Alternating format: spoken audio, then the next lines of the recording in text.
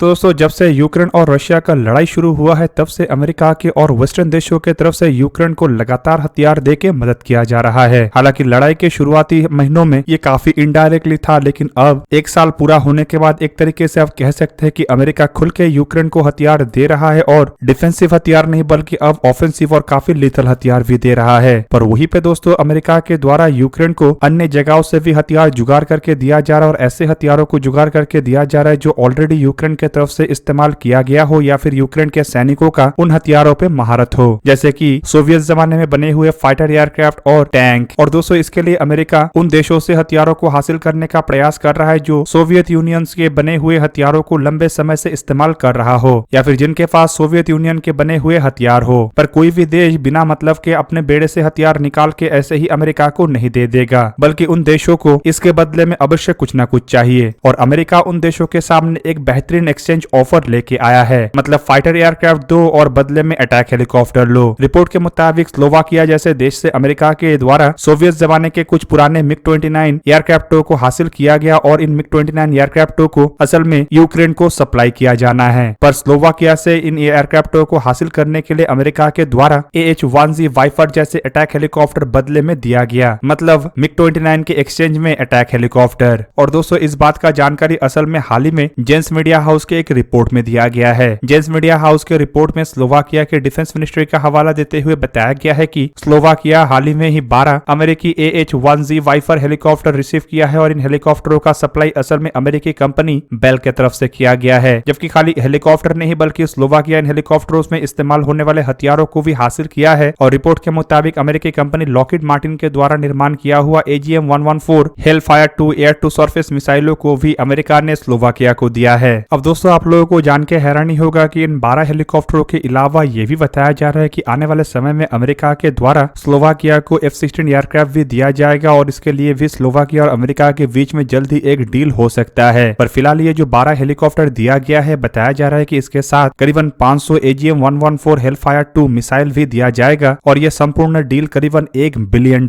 का है। पर इनमें से स्लोवाकिया को करीबन $340 मिलियन देना पड़ेगा और वो भी स्लोवाकिया के द्वारा 3 से 4 साल के अंदर ये दिया जाएगा। बाकी के पैसे में से करीबन $660 मिलियन असल में अमेरिका के फॉरेन मिलिट्री सेल के एड के अंतर्गत अमेरिका ही प्रोवाइड करेगा, जबकि बाकी के जो कुछ अमाउंट है वो असल में नेटो के असिस्टेंस के तहत दिया जाएगा। या फिर आप कह सकते हैं कि ये अमाउंट असल में यूरोपियन यूनियन के कुछ देशों के द्वारा स्लोवाकिया को प्रोवाइड किया जाएगा और बताया जा रहा है कि ये करीबन 200 मिलियन यूरो या फिर कहे तो $213 मिलियन है। अब इस अमाउंट को एक तरीके से कंपेंसेशन के रूप में भी देखा जा रहा है, पर दोस्तों इसके बदले में स्लोवाकिया को अपने बेड़े से 13 MiG-29 एयरक्राफ्टों को निकाल के देना पड़ा है। अब इन एयरक्राफ्टों को असल में अमेरिका के द्वारा यूक्रेन को प्रोवाइड किया जाएगा ताकि यूक्रेन के पायलट इन एयरक्राफ्टों का इस्तेमाल कर सके और रशिया के एयरक्राफ्टों के खिलाफ अपने ताकत को मजबूत कर सके। हालांकि दोस्तों ये कोई पहला घटना नहीं है जब कुछ सोवियत यूनियन के जमाने में बने हुए हथियारों को अमेरिका के तरफ से परचेस करके यूक्रेन को दिया जा रहा हो। इससे पहले भी कुछ रिपोर्टों में खुलासा किया गया था कि अमेरिका और कुछ वेस्टर्न देशों के तरफ से प्रयास लगा के कुछ T-72 टैंक और S-300 जैसे मिसाइलों के साथ साथ बक मिसाइलों को भी हासिल करके यूक्रेन को दिया गया है। जबकि दोस्तों दूसरी तरफ अगर देखा जाए तो यूक्रेन की तरफ से लगातार फाइटर एयरक्राफ्टों का डिमांड किया जा रहा है और खाली अमेरिका नहीं बल्कि यूरोप के देशों के सामने भी यह डिमांड रखा गया है, लेकिन अमेरिका की तरफ से एक तरीके से F-16 जैसे एयरक्राफ्ट देने से मना किया जा रहा है, जबकि फ्रांस जैसे देशों की तरफ से मिराज 2000 जैसे एयरक्राफ्ट देने के लिए हामी तो भरा गया है, लेकिन अब तक उसके ऊपर कोई काम नहीं हुआ। अब ऐसे में दोस्तों यूक्रेन के फाइटर एयरक्राफ्टों के आवश्यकताओं को इसी तरीके से ही पूरा किया जाना संभव है। और दूसरी तरफ दोस्तों यूक्रेन को अगर कोई नया फाइटर एयरक्राफ्ट दिया जाता है तो भी यूक्रेन के लिए ये कुछ फायदेजनक इसलिए नहीं होगा क्योंकि यूक्रेनियन पायलटों के पास ऐसे एयरक्राफ्टों को फ्लाई करने का ना एक्सपीरियंस है और ना ही ट्रेनिंग है। और दोस्तों नए एयरक्राफ्ट देने से यूक्रेन के पायलटों को ट्रेनिंग भी प्रोवाइड करना पड़ेगा, जो कि एक लंबा प्रोसेस है। और दोस्तों इससे तो अच्छा ये है कि यूक्रेन को इस तरीके के एयरक्राफ्टों से लैस किया जाए जिसका एक्सपीरियंस यूक्रेनियन पायलटों के पास है, मतलब सुखोई 27 और MiG-29। हालांकि सुखोई 27 जैसा एयरक्राफ्ट काफी कम देशों में इस्तेमाल होता है जो कि वेस्टर्न देशों के साथ अलायंस में हो और इस तरीके के एयरक्राफ्ट वेस्टर्न देशों को दे, लेकिन MiG-29 ऐसे कई सारे देशों के द्वारा अभी भी इस्तेमाल किया जा रहा है जो एक समय में रशिया के एलाई थे लेकिन अब वेस्टर्न देशों के एलाई है, या फिर कहे तो एक समय में ये रशिया का हिस्सा था लेकिन सोवियत यूनियन टूटने के बाद ये संपूर्ण रूप से अलग हो गया है। दोस्तों ऐसे देशों में पोलैंड भी शामिल है और स्लोवाकिया भी शामिल है और माना जा रहा है कि इसी कारण इन देशों से अमेरिका के द्वारा इन पुराने एयरक्राफ्टों को इतने महंगे दर पे भी खरीदा खरीदा जा रहा है। 13 पुराने MiG-29 एयरक्राफ्टों के लिए $1 बिलियन के हथियारों को प्रोवाइड करना एक तरीके से काफी महंगा भी है, लेकिन अमेरिका और यूरोप के देश फिलहाल रशिया को कंट्रोल करने के लिए कुछ भी कर सकता है। और शायद दोस्तों इसी कारण की वजह से कई बिलियन डॉलर के आधुनिक से आधुनिक हथियार भी इन देशों के द्वारा यूक्रेन को ऐसे ही प्रोवाइड किया जा रहा है, ताकि यूक्रेन रशिया के अगेंस्ट में डटा रहे और रशिया यूक्रेन के फ्रंट में उलझ के अपने तरक्की से और मिलिट्री डेवलपमेंट से दूर रह सके। दोस्तों आप लोगों को क्या लगता है कि स्लोवाकिया को जो 13 एयरक्राफ्टों के बदले 12 हेलीकॉप्टर और 500 मिसाइल मिलने जा रहा है, ये स्लोवाकिया के लिए कितना बेहतरीन है? कमेंट करके अवश्य बताइए। और क्या ये MiG-29 एयरक्राफ्टों के सहारे यूक्रेन रशिया को अपने टेरिटरी से दूर रख पाएगा, वो भी बताइएगा। दोस्तों आज का वीडियो यही पे ही करते हैं समाप्त। किसी और एक दिन किसी और एक वीडियो में मिलेंगे, तब तक के लिए जय हिंद, वंदे मातरम।